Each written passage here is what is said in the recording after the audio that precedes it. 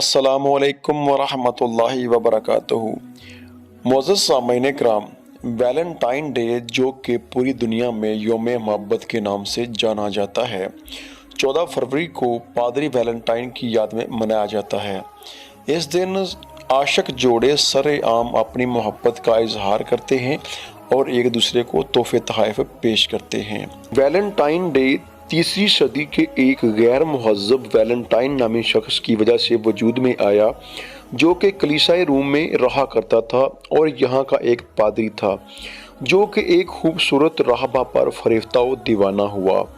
چونکہ عیسائی تعلیمات کے مطابق پادریوں اور راہبات کے لیے تا دم مرگ شادی حرام تھی، اس لیے ویلنٹائن پادری کے لیے اس راہبہ سے جسمانی تعلقات قائم کرنا ناممکن تھا۔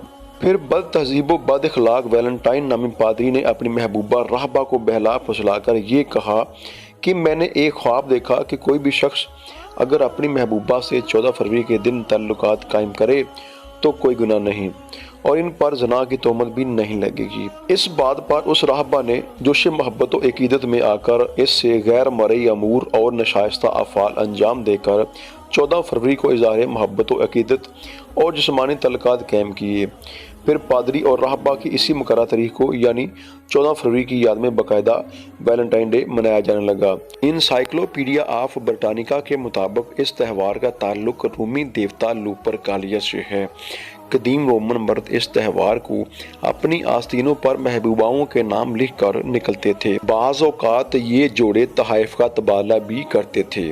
یہ مختلف ادوار سے گزرتے ہوئے اس حد کو پہنچ چکا ہے کہ سان فرانسسکو میں ویلنٹائن ڈے پر ہم جنس پرست جوڑے سر عام برہنہ جلوس نکالتے ہیں اور اس میں جنسی نمائش میں اتنے آگے نکل چکے ہیں کہ وہ اپنی محبوبہ کے نام کے سٹیکر اور پینٹنگ اپنے جسم پر کر کے اس کی نمائش کرتے ہیں۔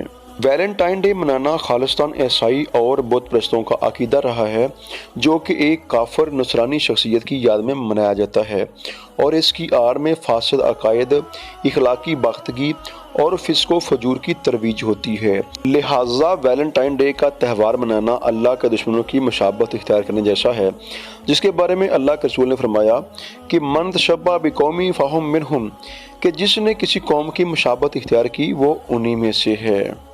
آج ہم ایسے بھیانک دور میں زندگی گزار رہے ہیں کہ اگر سنجیدہ فہم اور ذی شعور حضرات اپنی ذمہ داری انجام نہ دیں تو ہمارا معاشرہ قتل و غارت کے دہانے پر پہنچتا دکھائی دے رہا ہے، اور وہی مغربی شیطان پرست معاشرہ دکھائی دیتا ہے جو اہل مغرب چاہتے ہیں۔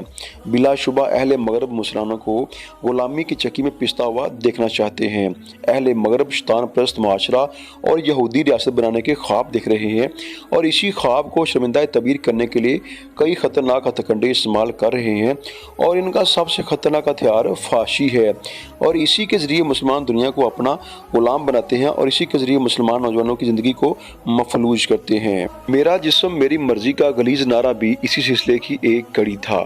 علمی، سائنسی اور معاشی ترقی کے ساتھ دور جاہلیت کی تہذیب اختیار کرنا اپنے نفس کے ساتھ صریحاً ظلم ہے۔ مسلم دنیا کو اس دردناک حقیقت سے آگاہ کرنا ضروری ہے تاکہ اس کے خلاف اقدامات کیے جا سکیں۔ اس دن کو یوم محبت کی بجائے یوم حجاب و حیا کے طور پر منانا ضروری ہے تاکہ اسلامی تہذیب کی ترویج ہو سکے۔